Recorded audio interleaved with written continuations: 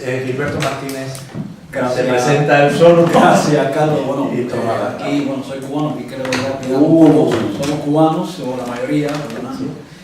Y bueno, primero, gracias a Carlos, gracias a Regis, que me habéis invitado al Movimiento Cristiano de Liberación, gracias a la Fundación Hispano-Cubana por permitirme, humildemente expresar mis ideas, que es lo que pretendo hacer.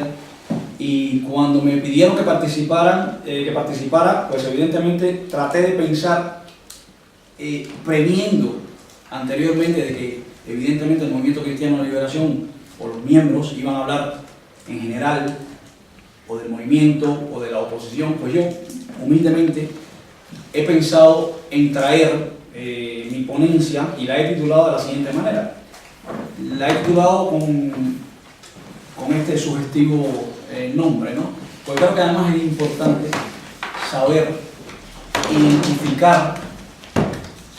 Carlos decía ahorita con razón, pero también coincido con Ricardo, que muchas cosas, evidentemente, de las que hacemos aquí, todos sabemos que a lo mejor a Cuba, o al interior, o bien a Cuba en el país, mucha gente, Carlos creo que es el 90, o gran parte de la población no lo iba a ver, y eso es cierto, estas cosas a veces no llegan al país, pero sí es cierto lo que apuntaba Nicolás, lo que apuntaba también Ricardo, de que a lo mejor no llega, pero a lo mejor hay poca gente que sí están interesados, que sí buscan la información, tratan de informarse, y en ese sentido también estas cosas que hacemos aquí, sea aquí en la Fundación, en sentido general, son importantes, ¿no? Entonces, bueno, yo mi ponencia la he titulado Transición versus Sucesión, porque yo creo que eso es importantísimo y la voy a exponer con la mayor humildad, sabiendo de antemano y poniendo de antemano mi solidaridad a jóvenes como Berlando, a toda la oposición que hay dentro de Cuba, que son las únicas que realmente ponen el pellejo, ¿no?, frente a la dictadura, porque es muy fácil, evidentemente, desde las poltronas cómodas del exilio, tratar de dar lecciones. Pero, no obstante a eso, también hay que hablar las cosas como deben ser, ir al meollo de la cuestión, y yo creo que estamos pasando por un momento, mejor dicho, importantísimo en la historia de nuestro país, como no puede ser otra cosa, del paso, ¿no?, a la transición, y evitar, sobre todo, que aquello no se convierta en una sucesión. Entonces, bueno, cuando me habéis invitado, yo he pensado a ver qué podría yo decir, y lo he escrito, y voy a hacer un poco también como Ricardo, prefiero leerlo, se podrá o no estar de acuerdo, evidentemente, pero he preferido escribirlo, y lo voy a leer para que, bueno, no se me escapen ideas, ¿no? Muy lejanas quedan ya las fechas del 31 de julio del 2006, momento en que Fidel Castro cedía el poder a su hermano Raúl de manera provisional, y del martes 19 de febrero del 2008, fecha con la cual aparecía en su edición única del periódico Granma, órgano oficial del régimen comunista, aquel famoso mensaje del comandante en jefe, así lo titulaba el periódico Granma, el periódico oficial, firmado por Fidel Castro, por él un día antes, renunciando evidentemente al cargo de presidente del Consejo de Estado y a sus grados de militar. Estos grados de militar, de verdad, del todo no renunció, porque todavía, aunque bueno, siguen siendo vitalicios o históricos, ¿no?, le siguen nombrando como tal. Desde ese mismo momento, de manera informal, y a partir del 24 de febrero del mismo año, o sea, del 2008, de manera ya formal, en que es elegido Raúl Castro como presidente del Consejo de Estado por el Parlamento Unipartidista cubano, podemos decir, a nuestro entender, que comenzaba el poscastrismo. Y comenzaba el poscastrismo tanto para el régimen como para la oposición. Ante el nuevo escenario, ambos grupos se disponen a implementar sus proyectos de país. El régimen, desde hacía tiempo, se había preparado para ese momento. Para la cúpula, el poscastrismo significó y significa un proyecto de continuidad, de privilegios. Es el proyecto de la sucesión, aunque evite este término, incluso hoy en día por conveniencia política, ¿no? Para la oposición, el poscastrismo significa la ocasión de poner en práctica el proyecto de la transición hacia la democracia. Significa un camino lleno de esperanza distinto al que nos ha impuesto el régimen por tanto tiempo. El primero, o sea, el de la sucesión, se diseña desde arriba. El segundo es empujado desde abajo. El primero se diseña con todos los medios y triquiñuelas a su disposición que emanan del poder ejercido ininterrumpidamente, próximos ya a cumplir 55 años. Mientras que el segundo se diseña, evidentemente, con los escasos medios a su alcance y en una lucha desigual, feroz y heroica.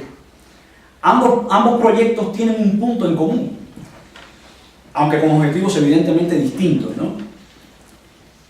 Ambos proyectos pretenden la vía ordenada. La vía ordenada.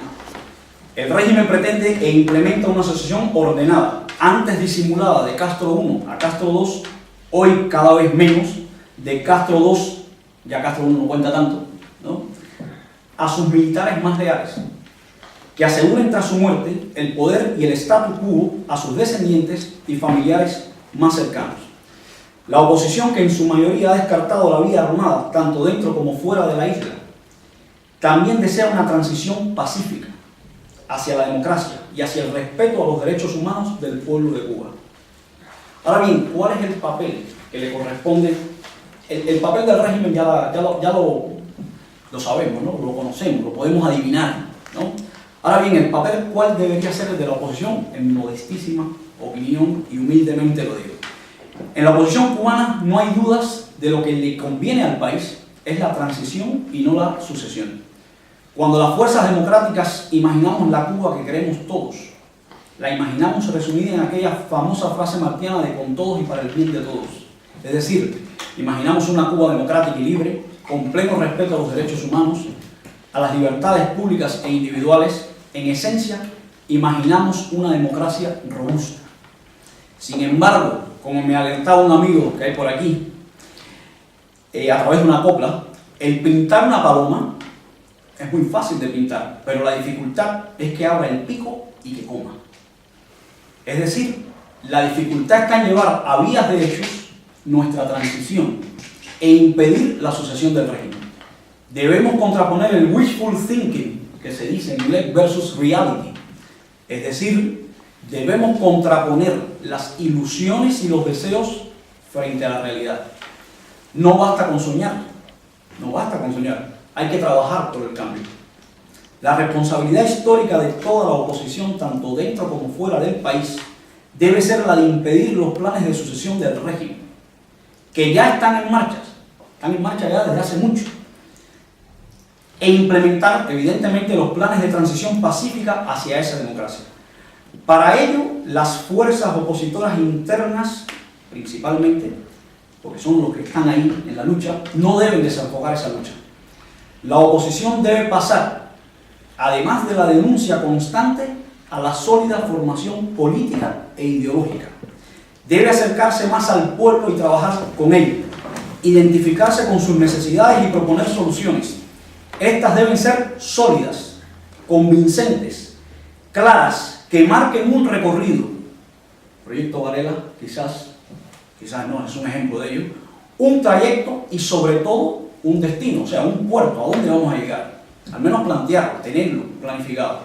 Se debe hablar con todos los estratos posibles de la sociedad, con los jóvenes, con los estudiantes, con los trabajadores, con los profesionales, hoy por hoy con los cuentapropistas, con las personas mayores, con todo el que quiera escuchar. No somos ingenuos, no somos ingenuos. Conocemos de la vigilancia del régimen, de las delaciones, de las infiltraciones. Sabemos del inmenso esfuerzo que hace la oposición interna, que es quien se juega el pellejo todos los días dentro de esa dictadura. Sabemos que es complicado, que hay que sortear obstáculos, sabemos que hay miedo, represión, apatía, que hay una juventud que quiere largarse, que hay una población que piensa en cómo resolver los alimentos para llevar a la mesa, pero por otro lado, y esta es la realidad, creemos que el trabajo político unido a la ejemplaridad de los líderes es el único camino posible. Es hablando con la gente y dando ejemplo cómo la oposición va a poder sumar fuerzas de manera clandestina si es necesaria, o si es necesario, corriendo riesgos, mostrando una hoja de ruta bien pensada, planificada y estructurada, sobre todo unida en un ideal, en el ideal de la libertad y de la democracia, aún en la diversidad de todos los grupos opositores. Ese sigue siendo el desafío nuestro, ese sigue siendo el reto, y tenemos que hacerlo desde la más absoluta desigualdad y casi en el más absoluto anonimato, pero no hay otro camino posible. Si pensamos otra cosa, estaríamos en el wishful thinking del que hablábamos. Hay que hacer un trabajo político e ideológico sólido, con gente formada y preparada, en distintos campos, con unos líderes desinteresados que antepongan los intereses patrios y del pueblo al de los suyos propios. Esa gente existe, está en el pueblo, hay que identificarlos y unirlos a nuestras luchas, a nuestra causa, que es la causa de la razón. Hasta que el pueblo cubano no vea en la oposición un proyecto de país en transición, honesto, bien pensado y marcando el rumbo, no se les unirá. La transformación de la sucesión del régimen en nuestra transición dependerá en gran medida del trabajo que hagan las fuerzas opositoras, la sociedad civil, el ciudadano común que quiere un cambio. Dependerá de la presión política y ciudadana, de la que también hablaba Ricardo, que se le imponga al régimen y que impida el cambio fraude que muy certeramente alertó y denunció Osvaldo Payá Sardiña. El mismo proyecto Varela sigue siendo el intento aún ignorado de introducir una dinámica de transición hacia la democracia en los planes de sucesión del régimen. Es y seguirá siendo ese ejemplo de trabajo con el pueblo, de identificar sus penurias, sus necesidades e intentar darle respuesta de la ley a la ley de manera pacífica. Para los que creen que ese trabajo es difícil en la Cuba de hoy y que no hay solución ni esperanza, les invito a que repasen la hermosa historia de nuestro país. Cada etapa difícil de nuestra historia patria tuvo una contestación por parte de nuestro pueblo, independientemente de las dificultades, de los obstáculos y de los resultados. De cada imposición a nuestro pueblo surgió una respuesta heroica. Hoy le toca a nuestras generaciones asaltar la historia. Se lo debemos a Martí, se lo debemos al padre Félix Varela. Estoy seguro que ellos no imaginaron la traición del castrismo. Los cubanos de hoy se lo debemos, a todos los que han ofrendado sus vidas por ver una Cuba libre, martiana y democrática. Se lo debemos a las generaciones futuras, a todas las víctimas del castrismo, a los fusilados, a los exiliados, a los encarcelados e incluso a los engañados. Se lo debemos a las últimas víctimas, se lo debemos a Orlando Zapata Tamayo, a Vilmar Villar Mendoza, a Laura Collán Toledo, a Harold Cepero Escalante y, como no, a Osvaldo Payá Sardiña. Por último, y me hubiese gustado que hubiesen estado aquí otros, y sin que se me olvide, quería apelar a la solidaridad sincera de los gobiernos democráticos, de los partidos políticos democráticos del mundo libre y de las empresas foráneas con la oposición en Cuba. Esa oposición hoy será el gobierno en una Cuba libre. Con ella habrá que tratar, que no se olvide nunca. Muchas gracias.